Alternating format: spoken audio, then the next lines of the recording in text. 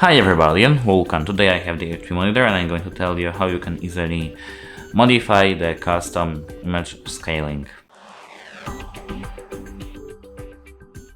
At first we have to click on this button over here, and now we have to navigate to the image control. Here OK, and here we have the first option called custom scaling. We have to click OK, and here we have the fill to screen, fill to aspect ratio, or overscan. We can set, for example, fill to aspect ratio, save and return. I can go back to show you the difference. Here we have the overscan, and here we can enable overscan. Okay. As you can see now it's big. And now we can disable overscan using custom scaling using the same gesture, as you can see, off or auto. Let me set auto,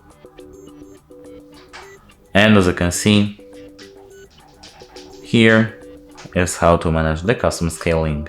That's it, hope it helps you and goodbye.